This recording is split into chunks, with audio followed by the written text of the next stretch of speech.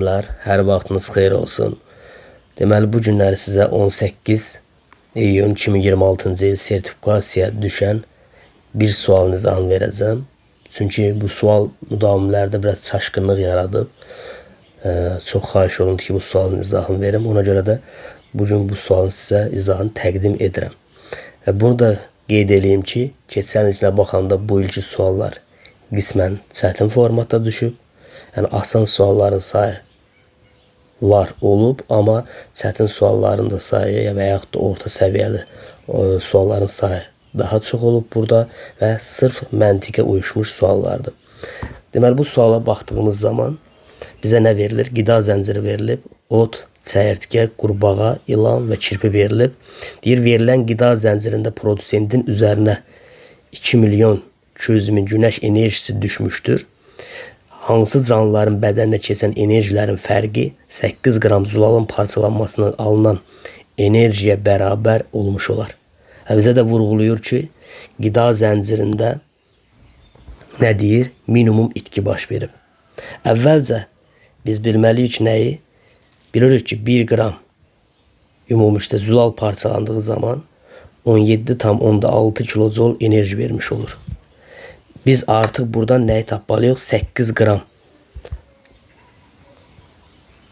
zulal nə qədər enerji vermiş olacaq? Neynir? 8-i vuracaq 17,6-ya. Bu eləcə bizə verir nesə? 140,8-i vermiş olacaq. Daha sonra biz qida zəncirimizə uyğun olaraq baxırıq. Əgər qida zəncirində 2 milyon 200 min günəş enerjisi düşmüşdürsə otun üzərinə 2 dənə 1%, bunun da ot bitkisi ümumi 1%-dən istifadə etdiyinə görə 2 dənə sıfırı buradan çıxdaş elədim. Deməli, ot bitkisinin üzərinə nə qədər düşmüş olacaq? 22 min enerji düşmüş olacaq. Bizə də qida zəncirində minimum itki baş veribsə, bu deməkdir ki, maksimum enerji keçib qida zəncirində. Və maksimum enerjinin keçməsi 20%-dən hesablanmış olacaq. 20% o deməkdir ki, biz ümumilikdə 5də 1-ə bölmüş olaraq, deməli, qida zəncirində getmiş olarıq. İndi ot bitkisinin üzərinə, əgər 22 mindirsə, 22 mini bölürük neçəyə? 22 mini bölürük 5-ə. 22 mini 5-ə böldüyümüz zaman, deməli, çəyirtkənin üzərinə düşəcək 4400. 4400 düşdü. Sonra yenə də qurbağanın üzərinə nə qədər enerji düşəcək? 4400-də böləcək 5-ə. 5-ə böldüyümüz zaman düşəcək 880. 880 də düşdü qurbağanın üzərinə. Bəs ilanın üzərinə nə qədər düşər? Yenə də 5-ə bölərik. Düşdü ilanın üzərinə 176 kilojol və kirpinin də üzərinə düşən kilojolu tapmağımız üçün yenə də 5-ə bölürük. Düşdür nə qədər? 35,2 kilojol. Bunun hamısını tapandan sonra bizdən nə soruşur?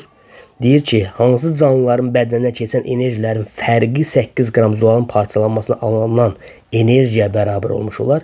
Ona görə də biz, deməli, alınan enerjiləri baxırıq ki, 140,8-ə bərabər hansında ola bilər? Məlum məsələdir ki, ən kiçik rəqəmlərə baxacaq. Ən kiçik rəqəmlər hansılardır? 176 ilə 35,2. Onda nə edirik? 176-dan da